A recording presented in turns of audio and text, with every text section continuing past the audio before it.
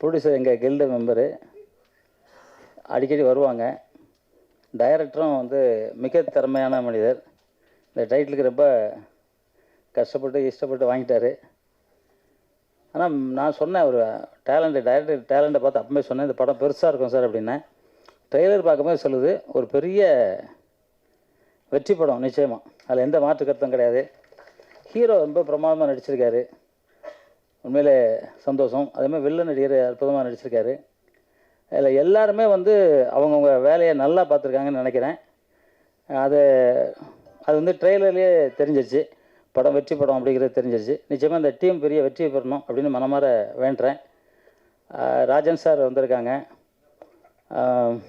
ரொம்ப அற்புதமாக ஒன்ன மனிதர், எல்லாருக்கும் உதவி பண்ணுறது அவர் குறிக்கோள். டிஎஸ்ஆர் சுபாஷ், அவர் மண்டையில் கம்ப்யூட்டர் வச்சுருக்காரு, கம்ப்யூட்டரே எவர் தானே தெரில, எந்த இதையும் எடுத்து எடுத்து பேசுகிறாரு. சரி வேண்டாம், அந்த மேட்ரு வேண்டாம். அப்போ மாதிரி நம்ம பேரரசர், பேரரசர், அவர் பேசுகிற கேட்கத்தான் எல்லாருக்கும் நல்லாயிருக்கும். ரொம்ப அற்புதமாக பேசும்.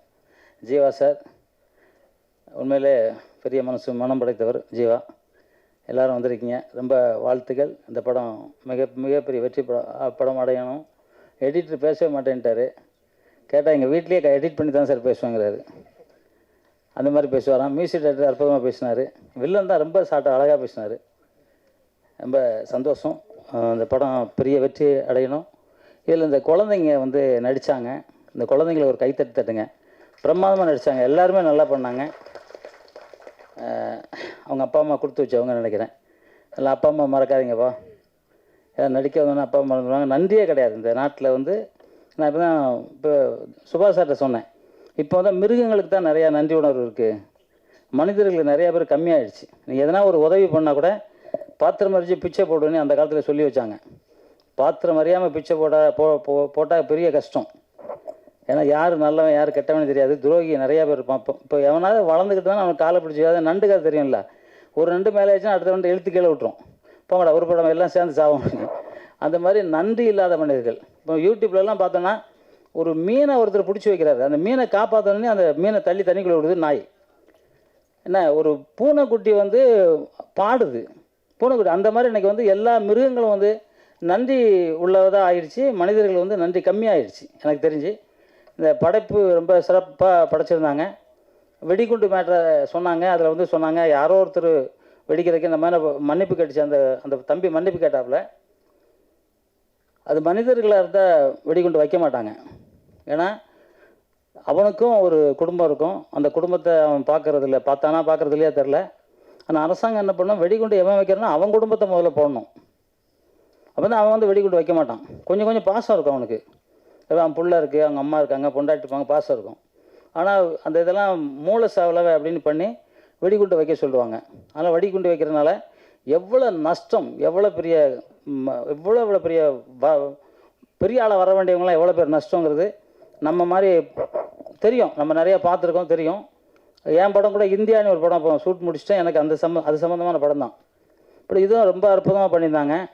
அதில் வந்து ஹீரோ பேசுகிற டைலாக்லாம் அற்புதமாக இருந்துச்சு. டைரக்டர் தான் பாராட்டு சொல்லணும், தைரியமாக எடுத்துருக்கீங்க. உண்மையில் எதிர்ப்பு இருக்கா எதிர்ப்பு இல்லையா தெரியல எனக்கு, ஆனால் தைரியமாக இருக்குங்க. உண்மையில் உங்களுக்கு டைரக்டர் ஒரு கைத்தட்டல் கற்றுங்க சார். உண்மையில் ஒரு நிமிஷம் இருந்தீங்க.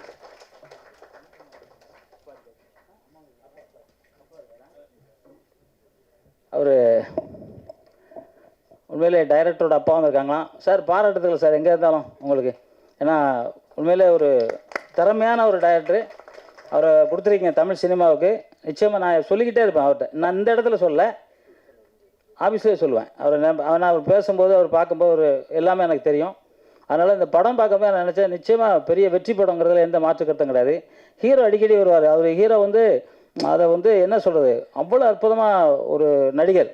உடம்பு அப்புறமா பாதுகாப்பாக வச்சுருக்காரு சார். இப்படியே வச்சுக்கணும், இதே மாதிரி வச்சுக்கணும். ஏன்னா புரட்சித் தலைவர் எம்ஜிஆர் அவர்கள் பாடி எப்படி வச்சுருந்தாரோ அது அவர் இறக்குற வரைக்கும் உடம்பு அப்படி தான் வச்சுருந்தார். உடம்பு நல்லா வச்சுருக்காரு சார். அவர் இலைக்குன்னா என்ன மாதிரியா, என்ன விட சினிமாவா சார்? என்னையே இழைச்சிட்டாங்கிறாங்க. வயசு 72 தான் சார். அதுக்கு என்ன பண்ணுறது, நான் ஒழுக்கமாக இருக்கேன், சினிமாவில் இருக்கேன். இன்றைக்கு வரைக்கும் டீ சாப்பிடல. வெத்தலை பாக்கு போட மாட்டேன், தண்ணி அடிக்க மாட்டேன். என்ன சார், நான் இருப்பேன் 200 வயசு வரைக்கும். எல்லாம் சொன்னாங்க அதெல்லாம் முடியாதுன்னு. இப்போ ஒரு பாட்டி பார்த்தேன் 400 வயசில் இருக்குது சைனாவில். உண்மைதான். ஏன் நம்ம சராசரி 120, எல்லாருக்கும் மனுஷன் உயிர் வந்து 120 கடவுள் படைச்சது. ஆமாம், 500 வருஷம் எப்படிங்க இருக்குது? ஒருத்தன் என்ன கூட போட்டான், ஒரு 500 வருஷம், நான் என்ன 200 வருஷம் வாழ்வாருன்னு. டேய், உன் பரம்பரையே போயிருக்கடா, நான் இருப்பேன் இப்போ. ஏன்னா மூச்சு காற்றை எங்கே நிறுத்தணும், மூச்சு காற்றை எவன் ஜாஸ்தி விடணும் அவன் போயிடுவான், அவ்வளோதான். அதை எங்கே உள்ளே நிறுத்தணுங்கிறத தெரிஞ்சுக்கிட்டவன் பழச்சிக்குவான், அவ்வளோதான். இதுதான் சித்தர் வழிபாடு. சித்தர்கள் நிறைய பேர் இறந்துட்டாங்கன்னா உள்ள சமாதி. இப்போ கூட பழனி பக்கத்தில் ஒருத்தர் ஒரு 100 வருஷத்துக்கு அப்புறம் எடுத்தாங்க, உயிரோடு இருந்தார். நிறையா யூடியூப்லலாம் பார்த்துருப்பீங்க. அதனால் அதெல்லாம் வந்து இருக்கலாம், நம்ம இருக்கணும்னு நினச்சா இருக்கலாம், வேண்டாம்னா போயிடலாம். ஏன்னா இப்போ இருக்கிற பார்த்தா என்னடாத வாழ்க்கை அப்படிலாம் ஆகிடும். ஏன்னா நிறைய துரோகிகளாக இருப்பாங்க, எங்கே பார்த்தாலும் துரோகிகள். திரும்ப அந்த பக்கம் ஒருத்தர் கத்தி வச்சுருப்பான், அப்படி அநியாயமா. எனக்கு வந்து திருச்சியில் 1974 73 நினைக்கிறேன், கூட இருந்தவனே அறுவாளில் வெட்டிட்டான் பின்னாடி காலையில் நடக்க முடியாது, தூக்க முடியாது நாங்கள். ஆனால் நான் நடந்தேன், தூக்கினேன். அப்படி காலை இப்படி தையல் போட்டாங்க, நிமித்த முடியாது. மணல் காவேரி ஆற்றுல போய் மணல் மூட்டை எடுத்துகிட்டு வந்து கட்டி குப்புறப்படுத்திட்டு நீட்டினா ரத்தம் பிச்சுட்டு கிடைக்கும். காஞ்ச மிளகாவும் வேப்பனையும் அரைச்சி அப்படியே வச்சு ஒட்டுவேன். அதில் எவ்வளோ வெறியும் பார்த்துங்க. ஆனால் வெறி ஜெயிச்சே தரணுங்கிற வெறி. என்னை எவன் அடித்தானோ அவனை திருப்பி அடிக்கணும் வெறி. எந்திரிச்சேன், அடித்தேன், அவ்வளோதான். அதுக்கப்புறம் சென்னைக்கு வந்துட்டேன். நம்மளை பாதுகாக்கணும் இல்லையா, நம்மளை தாக்கணும், நம்ம விட முடியாதா, எப்படி விட முடியும்? ஸோ அதனால் வாழணும்னா எப்படி வேணால் வாழலாம், ஆனால் நல்லவனாக வாழணும், அவ்வளோதான். ஏன்னா வந்து இன்றைக்கி வந்து என்ன காலங்க சார், சுபாஷ் சார், என்ன காலம் அது? கலியுகம். கலியுகத்தில் எல்லாம் துரோகியாக தான் இருப்பாங்கன்னு சொன்னாங்க. அந்த காலத்திலே சொல்லிட்டாங்க. எப்போ சித்தர்கள் பல ஆயிரம் வருஷத்துக்கு முன்னாடியே சொல்லிட்டாங்க. அதாவது துரோகிகள் இருப்பாங்க. துரோகிகள் நம்ம பார்த்து தான் போகணும்.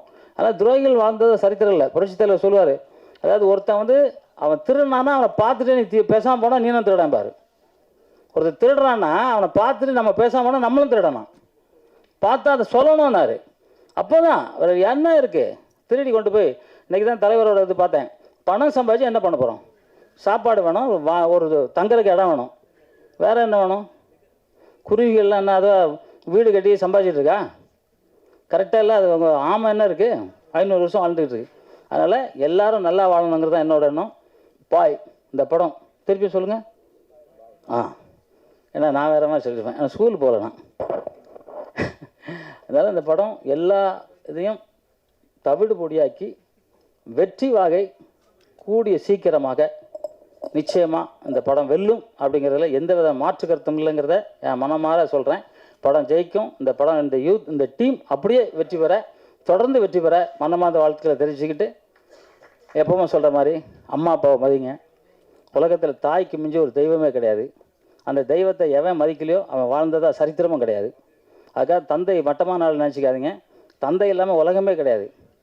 தந்தை வந்து கடவுளுக்கு இன்னும் கொஞ்சம் மேலே போகணும்னு சொல்லலாம். கடவுளாக கொஞ்சம் அப்படி இப்படி பார்ப்பார். ஆனால் ராஜா அண்ணன் காதை புத்துரு தமிழ்நாடு ஃபுல்லாக தெரிஞ்சு போச்சு. பேசும்போது ராஜா அண்ணன் மட்டும் காதை புத்துவார், ஆனால் பேரரசு அப்படியே கேட்டுக்கிட்டு இருப்பார் அப்படின்னு சொல்லுவாங்க. ராஜா அண்ணன் கத்துறாரு, வச்சு பொத்துறாரு, கத்தலை. ஆனால் அவர் மேடையில் கத்துறதே நான் பார்த்துருக்கேன். ஏன்னா எனக்கு வெறி, என் உயிர் தமிழ். அந்த தமிழை எவனும் அடித்தான் தொட்டானா எனக்கு கோவம் வரும், அந்த வெறி. ஏன்னா நான் பாதிக்கப்பட்டிருக்கேன். தமிழ்லன்னா அடிச்சிருக்கானுங்க, தமிழ்னா சும்மானா போலீஸை கம்ப்ளைண்ட் போட்டு உள்ளே போட்டிருக்காங்க. எல்லாம் எனக்கு தெரியும், பாதிச்சிருக்கேன். அதனால் அந்த பாதிப்பு என் நாட்டில் எவன் வேணாலும் வந்து பொழைச்சிக்கிறாங்கிறதுலாம் கிடையாது.